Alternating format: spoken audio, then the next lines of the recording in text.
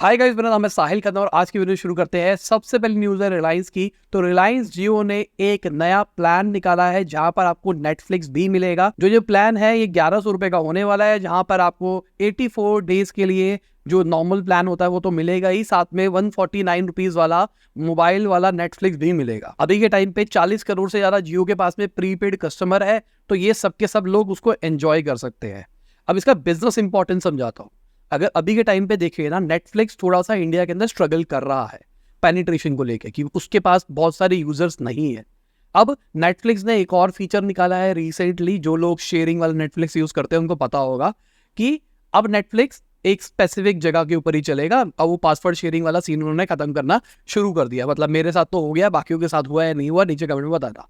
तो इसकी वजह से क्या होने वाला है, इसकी वजह से जैसे मैं प्लान लेता था वो मेरे भाई के पास भी होता था, मम्मी के पास भी होता था, मैंने दोस्तों को भी दे रखा था। अब वो नहीं चलेगा। अब मेरे को अपना प्लान लेना पड़ेगा, मेरे भाई को अपना लेना पड़ेगा, मम्मी को अपना लेना पड़ेगा, सबको अपना अपना अपना लेना पड़ेगा। तो इसकी वजह से एक चीज ये है कि लोग ज्यादा सब्सक्रिप्शन लेंगे। पर इंडिया जैसी कंट्री में क्या लोग सब्सक्रिप्शन ज्यादा लेंगे? मुझे नहीं लगता कि अब जैसे मैं अपने भाई की बात करके चलूँ तो मेरे भाई ने कहा कोई नहीं छोड़, मैं तो टेलीग्राम जिंदाबाद, मेरे को कोई दिक्कत ही नहीं है। मम्मी की बात करके चलूँ तो वो नेटफ्लिक्स इसलिए थोड़ा ना देखते थे क्योंकि उनको नेटफ्लिक्स चाहिए था, वो तो बस नेटफ्लिक्स था तो इसलिए देख लेते थे।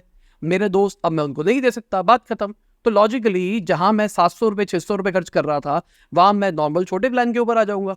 तो यहाँ पर जो आरपू है वो कम होगा ना। आरपू का मतलब होता है एवरेज रेवेन्यू पर यूजर, जो एक यूजर से आप एवरेज कमा रहे हो। तो आरपू कम होगा और नंबर ऑफ यूजर्स उस तेजी से शायद ना बढ़े। तो यहाँ पे उन्होंने गेम खेली रिलायंस के साथ में टाई अप करके। हो सकता है 70-80 रुपए में रिलायंस को उन्होंने अपना नेटफ्लिक्स दे दिया और उन्होंने कहा तुम आगे दो। अब लोग नेटफ्लिक्स के चक्कर में ये वाला प्लान लेंगे या फिर इस वाले प्लान के साथ में नेटफ्लिक्स यूज करेंगे। इसके चक्कर में नेटफ्लिक्स का पेनिट्रेशन बढ़ेगा। अब अगर लोगों को एक बार नेटफ्लिक्स की आदत हो जाएगी ना, तो लोग वो टेलीग्राम वाला रूट छोड़ देंगे। मैं समझाता हूँ अपना, क्योंकि वो जो टेलीग्राम वाला रूट है ना, वहां पे क्या हो रहा है, वहां पर जो नई पिक्चरें आ रही है वो देख रहे हो या फिर किसी ने रिकमेंड कर रखी है तो आपको वो पता लग रही है। पर आपके लिए कौन सा कंटेंट है आपको ये नहीं पता लगता। तो नेटफ्लिक्स का एल्गोरिदम इन चीजों में बहुत अच्छा है। अगर आप उसको अच्छे तरीके से ट्रेन करते हो, मुझे ये पसंद है, ये नहीं है, ये बहुत बेकार था, ये बहुत अच्छा था, तो उसको पता लग जाएगा और आपको उसी टाइप का कंटेंट दिखाएगा। ये एक एडवांटेज है नेटफ्लिक्स की या फिर किसी भी ओटीटी की। जब आप उसके ऊपर एक टाइप का कंटेंट दिखते हो, ट्रेन होना शुरू हो जाता है। नेटफ्लिक्स मेरे हिसाब से सबसे आगे है। अब यहाँ पे क्या होगा, 6-8 महीने के बाद में एक मोड क्रिएट होने लग जाएगी नेटफ्लिक्स के पास भी।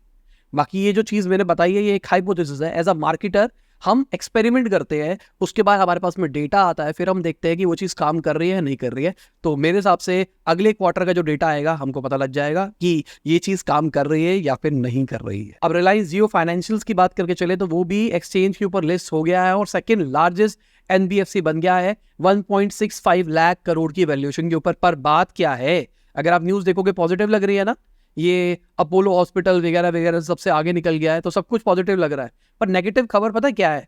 एक्चुअली ग्रे मार्केट के अंदर इसका 300 रुपए का प्राइस था, जो कि 1.9 लाख करोड़ की वैल्यूएशन बनती थी। अब वैल्यूएशन कम है। आज अगर बात करके चले तो लोअर सर्किट लगा है, पर कोई बात ही नहीं कर रहा इस चीज के बारे में। अगर आप कहीं पे पढ़ रहे हो सबके सब कह रहे हैं भाई रिलायंस फाइनेंशियल्स ने ये कर दिया, फिर ये कर दिया, ये कर दिया। क्या जानते हैं, अगर आप चाहो तो 20 मिनट के अंदर अंदर आप अपनी वेबसाइट रेडी कर सकते हैं।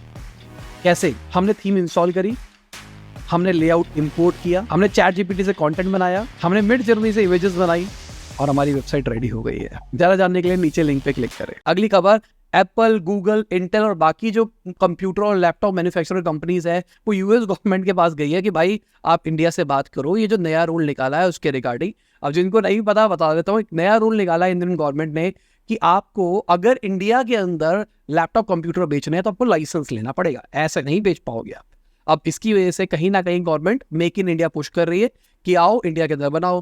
अब पहले तो उन्होंने एकदम अर्जेंट इमीडिएट बेसिस पे लगा दिया था, उसके बाद उनको समझ में आया कि थोड़ा सा प्रोसेस मुश्किल है, तो उन्होंने 3 महीने का इस डेडलाइन को एक्सटेंड कर दिया था। अब जो वहां के मैन्युफैक्चरर्स है उनको समझ में आ रहा है शायद 3 महीने भी हमारे लिए सही नहीं है, या फिर इंडिया के अंदर सेटअप करना अभी के टाइम पे वाइबल नहीं है। तो इसके चक्कर में वो अब गवर्नमेंट के पास जा रहे हैं कि भाई कुछ करो। तो 1 नवंबर से ये चीज लागू होने वाली है, फिर देखने वाली बात होगी कि क्या होगा क्या नहीं होगा। अब इंडियन गवर्नमेंट इसको कैसे नकार रही है, वो कह रही है कि हमने जो रिस्ट्रिक्शन लगाई है ना, इसकी वजह से सबसे पहली चीज हमारे पास ट्रस्टेड हार्डवेयर आएंगे, कोई गलत हार्डवेयर नहीं आएगा हमारी कंट्री के अंदर। साथ में इंपोर्ट डिपेंडेंसी को हम कम करना चाह रहे हैं। इंपोर्ट डिपेंडेंसी का मतलब ये हुआ कि अगर हम बाहर से कुछ मंगा रहे हैं तो हमको डॉलर देना पड़ रहा है, वो डॉलर को कंट्रोल करने की कोशिश कर रहे हैं।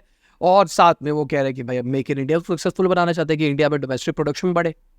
बाकी लेट्स सी क्या होता है इस चीज़ के ऊपर, क्योंकि इलेक्शन आने वाले हैं तो बहुत सारी चीज़ें होगी। अभी वीडियो में आगे जाने से पहले आपको याद दिलाना चाहूँगा, लाइक का बटन नहीं दबाया, लाइक का बटन दबा दो, और चैनल को सब्सक्राइब नहीं किया है तो सब्सक्राइब कर दो। मैं ऐसे ही बिजनेस न्यूज़ डेली लाता हूँ और 1 लाख सब्सक्राइबर जल्दी लेके जाने हैं उनको, तो जल्दी से सब्सक्राइब कराओ, शेयर करो उसको व्हाट्सएप ग्रुप के अंदर जिन जिनकी मदद हो सकती है, क्योंकि किसी ने 3 दिन 4 दिन हमारी न्यूज़ लगातार देख ली तो फिर वो रोज देखेगा। बस वो आपको 3-4 दिन की आदत पड़ानी है उसको। बस हमारी मदद करो, हम आपके साथ हैं। अगली खबर सेबी की है। तो सेबी ने फाइनेंशियल इन्फ्लुएंसर के लिए मैंडेटरी कर दिया है अपनी नई गाइडलाइन के हिसाब से कि आपको रजिस्ट्रेशन करना पड़ेगा। अब बहुत इंपॉर्टेंट चीज़ है मेरे हिसाब से। आज के टाइम पे बहुत सारे फाइनेंशियल एक्सपर्ट्स बन के एडवाइसेस दे रहे हैं, ये शेयर ले लो, वो शेयर ले लो, ऐसा कर लो। अब सेबी ने पहले भी क्लियर किया था, मैं आपको बता देता हूँ, अगर कोई एजुकेशन प्रोवाइड कर रहा है, वो स्टॉक रिकमेंडेशन नहीं दे रहा कि ये ले लो, ऐसा होगा वैसा होगा। अगर कोई एजुकेशन प्रोवाइड कर रहा है कि भाई SIP क्या होती है, SIP के फायदे क्या होते हैं, अब कौन सा SIP लेना, ये बात नहीं कर रहा वो बस बता रहा है कि क्या होता है, क्या फायदे होते हैं, तो SIP इज गुड, कोई प्रॉब्लम नहीं है, इस कंटेंट के ऊपर कोई रिस्ट्रिक्शन नहीं है। पर अगर वो कहता है SIP आप इस स्पेसिफिक कंपनी की ले लो, तो वो सही नहीं है। तो देखते हैं किस डायरेक्शन के ऊपर ये पूरा फाइनेंशियल इकोसिस्टम जाता है, क्योंकि बहुत सारे ऐसे फाइनेंशियल इन्फ्लुएंसर्स हैं जिनको मैं भी जानता हूँ, जिनका धंधा चल रहा है ये एफिलिएट शेयर बता के, ये कर लो वो कर लो उनसे। अगली खबर इंडियन गवर्नमेंट की है। तो उन्होंने 40% एक्सपोर्ट ड्यूटी लगाई है प्याजों के ऊपर, ताकि लोकल सप्लायर्स को मदद हो पाए। इसका मतलब शायद ये है कि गवर्नमेंट को लग रहा है प्याज महंगे हो सकते हैं, प्याज की सप्लाई कम हो सकती है, पता नहीं। तो मेरे को तो हाई चांस लग रहा है कि इस डायरेक्शन की वजह से ये किया गया है। अब सिंपल सी बात, अगर एक्सपोर्ट रोक दोगे तो इंडिया के अंदर सरप्लस हो जाएगा, तो प्राइस जो बढ़ना होगा शायद वो नहीं बढ़ेगा। अगर हम डोमेस्टिक प्राइसेस की बात करके चले, इंडिया के अंदर बढ़ते हुए दिखाई दिए प्याजों के, ऐसा न्यूज़ बता रही है, मेरे को नहीं पता है, क्योंकि मैंने अपनी वाइफ से भी पूछा, उसने मेरे को बताया, मैंने बहुत पहले से बहुत क्वांटिटी में ले रखे थे, तो अभी वो खत्म नहीं हुआ है। अगर हम जून की क्रॉप की बात करके चले, जो अप्रैल से जून के अंदर आई है, वो बहुत बड़ा इंपॉर्टेंट रोल प्ले करने वाली है। प्याज के प्राइसेस ना बढ़े, क्योंकि अभी हमको वेट करना है अक्टूबर नवंबर वाली फसल का, उसके हिसाब से सब कुछ डिसाइड होगा। इसका मतलब 31 दिसंबर के बाद गवर्नमेंट डिसाइड करेगी क्या करना है इसका फ्यूचर के अंदर। अगली खबर लिस्ट निकाली गई है कि भाई कहाँ कहाँ पे नई इन्वेस्टमेंट आई है। यूपी गुजरात सबसे ऊपर रह रहे हैं। अगर हम लिस्ट की बात करके चले, यूपी गुजरात महाराष्ट्र कर्नाटका, ये चारों मिलके 57% से ज्यादा इन्वेस्टमेंट को कंट्रोल कर रहे हैं। यहाँ पे हम बात कर रहे हैं 2022-23 की। अगर उत्तर प्रदेश की बात करके चले तो 16% के आसपास उनके पास में इन्वेस्टमेंट आई है। उसके बाद गुजरात 14% के ऊपर, उसके बाद में आ रहे हैं। मेरे को लग रहा था कर्नाटका इस लेवल पे बहुत ऊपर होगा, पर ऐसा नहीं है। अगर देखा जाए, इंटरेस्ट रेट बढ़ती हुई दिखाई दी है बैंकिंग सिस्टम के अंदर, फिर भी इन्वेस्टमेंट बढ़ती हुई दिखाई दे रही है। This is a good sign.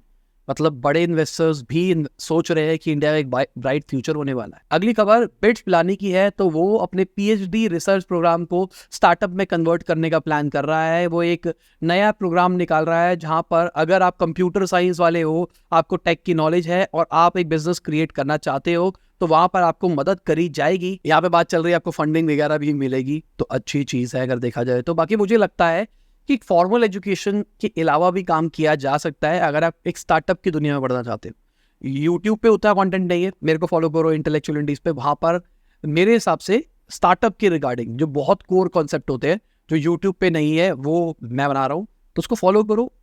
बड़े कोर्सेज करने की उतनी ज़्यादा जरूरत भी नहीं है।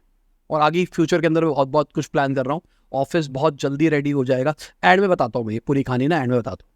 अगली खबर टाइटन की है। तो टाइटन ने 27% बचे हुए कैरेट लेन की खरीद लिए है 4621 करोड़ के अंदर। अगर देखा जाए ये सबसे बढ़िया D2C एग्जिट है। और ओवरऑल लिक्विडिटी इवेंट की बात करके चले जो फाउंडर्स के लिए हुआ है इंडिया के अंदर, वो सेकंड नंबर पे है। इससे पहले सचिन बंसल और बेनी बंसल को फ्लिपकार्ट से हुआ था, अब ये देखने को मिल रहा है और ये बहुत बड़ी चीज है। अगर देखा जाए तो टोटल जो वैल्यू कही जा रही है वो $2 बिलियन के आसपास कही जा रही है। अभी के टाइम पे कैरेट लेन के जो स्टेक्स है वो 98.28% हो जाएंगे टाइटन के पास में। अगली खबर बायजूस की है और ये एक बहुत बड़ी नेगेटिव न्यूज है बायजूस के लिए मेरे हिसाब से। बायजूस ट्यूशन के जो सेंटर है वहां के कस्टमर्स ने पिछले 2 सालों के अंदर 60% से ज्यादा रिफंड मांगा है और ये बहुत बड़ा नंबर है।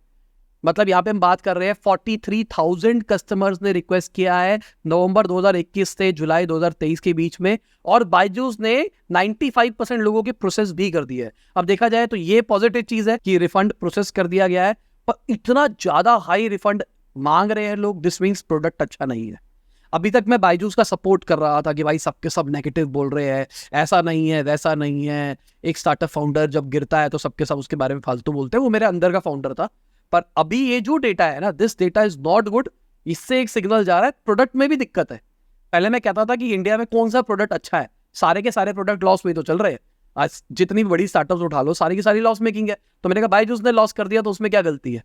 यहां पर प्रोडक्ट फॉल्टी होना बहुत बड़ी दिक्कत है। अगली खबर रैपिडो की है। तो दिल्ली एनसीआर के अंदर 1000 ऑटोज चला रहा है जहां पर सीट बेल्ट और रेन कर्टन्स होने वाले हैं।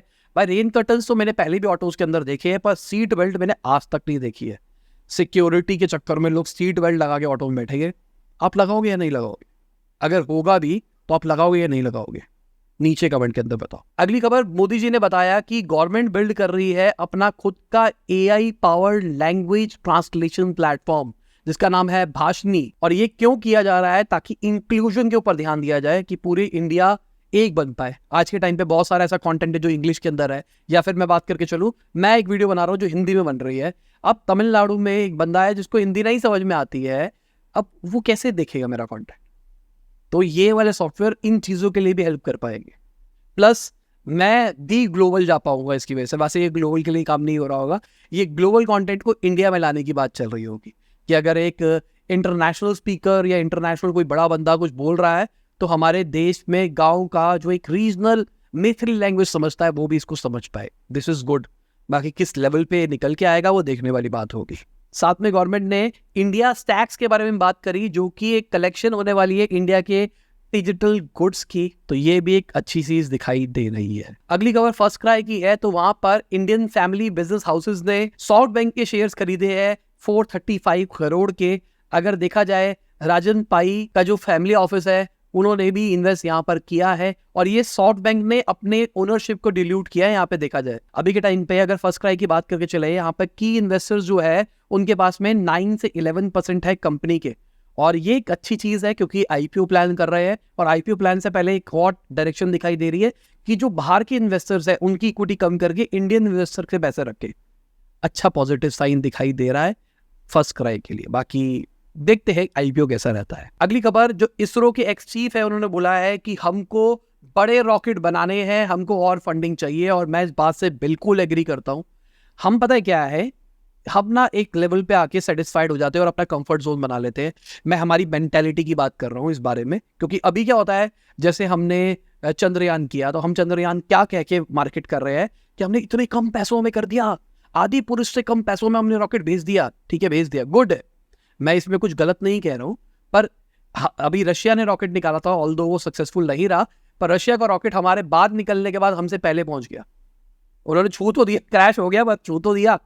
तो ये जो चीज हुई है ना, इसमें एक पॉजिटिव और नेगेटिव साइन भी है। हम इकोनॉमिकल है, कोई दिक्कत नहीं है, पर हमारे पास वो टेक्नोलॉजी भी नहीं है। हम कह सकते हैं कि भाई ठीक है हमने सस्ते में कर दिया, क्यों कर दिया? क्योंकि हमारे पास उतनी महंगी टेक्नोलॉजी नहीं है, हम वो चीजें अचीव नहीं कर सकते। अभी तक हमने अपना जो मून मिशन है वो नहीं किया है, अभी हो रहा है, उसके बाद में ह्यूमन मिशन होना है। तो हम अभी देखा जाए बाकी लोगों से बहुत पीछे है। बाकी लोग 3-4 लोग जो भी है बड़े प्लेयर्स है उनसे बहुत पीछे है। स्पेसएक्स से कंपीट कर रहे हैं हम यहाँ पर, इसरो। तो मेरे हिसाब से भी मुझे ऐसा लगता है कि बहुत बजट अलॉट करना चाहिए। पर अगर हमारे पास में कुछ अच्छी टेक्नोलॉजीज होगी तो हो सकता है ना फ्यूचर के अंदर हमारा स्पेस प्रोग्राम और बेटर हो, हम और सैटेलाइट छोड़ पाए, हम बहुत सारी चीजें और कर पाए। अगली खबर, 4B नेटवर्क के जो वेंडर्स है उन्होंने एफआईआर फाइल की है राहुल यादव के खिलाफ। 10 करोड़ के अनड्यू पेमेंट की बात हो रही है, मतलब 10 करोड़ रुपए की पेमेंट नहीं दे रखी है। और यहाँ पे हम बात कर रहे हैं बेसिक चीजों की, इंस्टॉलेशन हो गया, डिस्प्ले हो गया, प्रिंटिंग हो गया, माउंटिंग हो गया, एडवर्टाइजिंग हो गई, ये पैसे भी नहीं दिए। अभी देखा जाए तो इनका फ्रॉड निकल के आया है। अभी कुछ टाइम पहले ही इन्फो एज ने अपने 276 करोड़ की इन्वेस्टमेंट को राइट ऑफ किया था कि भाई वो गया। उन्होंने डेलॉयट हायर किया था ऑडिट के लिए कि भाई फॉरेंसिक ऑडिट करो और देखो जो इनकी थर्ड पार्टी ट्रांजिशन है उसके अंदर क्या क्या घोटाला चल रहा है। उसके बाद उन्होंने अपना पैसा नील कर दिया। दिस मीन्स कुछ ना कुछ तो घपला है कंपनी के अंदर। बाकी स्टार्टअप फ्रॉड्स वाली इंटेलेक्चुअलिटीज पे वीडियो देखना, थोड़ा क्लैरिटी मिलेगी ये फ्रॉड्स होते कैसे हैं। अगली खबर उड़ान की है। तो उड़ान नया राउंड रेस कर सकता है, वैल्यूएशन घटती हुई दिखाई देगी। अगर देखा जाए तो कहा जा रहा है 200 से $250 मिलियन का राउंड होगा। जो एक्सिस्टिंग इन्वेस्टर्स है वही कर रहे हैं इन्वेस्ट। 30 महीने से कोई पैसा रेज नहीं किया है और इन्होंने रिलाई किया था लोन के ऊपर, कन्वर्टेबल नोट्स के ऊपर। पर अभी के टाइम पे ये पैसा रेस कर रहे हैं और डाउन राउंड हो रहा है। देखते हैं कितना बड़ा डाउन राउंड होगा। कहा जा रहा है सब्सटेंशियल डाउन राउंड होने वाला है। अगर लास्ट राउंड देखा जाए $3 बिलियन का था, अब कितना होगा देखने वाली बात है। मुझे लगता है, ये मेरा मानना है कि 50% के आसपास भी कंपनी इरोड हो सकती है, क्योंकि हवाई है। ये मैंने बहुत पहले उड़ान के ऊपर वीडियो बनाई थी, देखना इंटेलेक्चुअलिटीज पे समझ में आएगा। मेरे हिसाब से हवाई है। अगली खबर, सचिन बंसल की जो नावी टेक्नोलॉजीज है वो अपनी यूपीआई पेमेंट को निकाल सकती है, और देखा जाए तो ये यूपीआई मार्केट के अंदर कुछ शेयर बढ़ाएगी। गवर्नमेंट चाहती है कि भाई कोई भी एक बड़ा प्लेयर ना हो, 30% से ज्यादा किसी के पास भी मार्केट शेयर नहीं होना चाहिए। पर अगर फोन पे की बात करके चले, गूगल पे की बात करके चले, तो 48% फोन पे रखता है, 35% गूगल पे रखता है। तो ये बहुत बड़ा मार्केट शेयर है अभी के टाइम पे यूपीआई मार्केट का। अगली खबर, जो चाइनीज स्मार्टफोन मेकर है ऑनर, वो इंडिया के अंदर रीलॉन्च करने वाला है। लोकल मैन्युफैक्चरर के साथ में वो बात कर रहा है और अर्ली 2024 तक अपने फोनों को लॉन्च कर पाएगा कंट्री के अंदर। देखा जाए तो अच्छी बात है। इनका प्लान है 5% मार्केट शेयर लेके जाएंगे इंडियन स्मार्टफोन मार्केट के अंदर 2022 के अंदर, और 10,000 करोड़ तक का रेवेन्यू भी जनरेट करेंगे। तो देखा जाए ऑनर के लिए अच्छी चीज है अगर होता है तो। ऑनर टेक करके इन्होंने कंपनी भी बनाई है अलग से। मुझे पर्सनली ऑनर के फोन अच्छे लगते थे, उसके बाद ये रुक गए क्योंकि डिमांड भी नहीं थी और चाइना वाला पंगा भी चल रहा था, दो चक्कर में दबा। अगली खबर मार्केट की है, तो मार्केट बढ़ती हुई दिखाई दी है। 3 लाख करोड़ रुपए इन्वेस्टर्स ने कमाया है। इसका रीजन कहा जा रहा है यूरोपियन मार्केट से जो पॉजिटिव सिग्नल आया है उसकी वजह से हो रहा है। अगर मैं एनालिस्ट की बात करके चलूं तो उनका कहना है कि अभी आने वाले टाइम में मार्केट थोड़ी वॉबली रह सकती है, मतलब ऊपर नीचे रह सकती है। बाकी लेट्स सी मार्केट कैसी रहती है। टॉप गेनर्स टॉप लूजर्स आप देख सकते हैं। अडानी ग्रुप फिर से इसके अंदर है, और जियो फाइनेंशियल आप देख रहे हो टॉप लूजर्स में है। रिलायंस भी नीचे लूजर्स के अंदर ही है, और फिर भी मार्केट कैप ऊपर है। इसी के साथ आज की बिजनेस खत्म होती है। उम्मीद करता हूं आपको मजा होगा। लाइक कर देना, शेयर कर देना, कमेंट बताना वीडियो कैसी लगी। बाय, गुड नाइट, शुभ, good afternoon, good morning, good afternoon. जब भी आप वीडियो देख रहे हैं, जय हिंद, वंदे मातरम।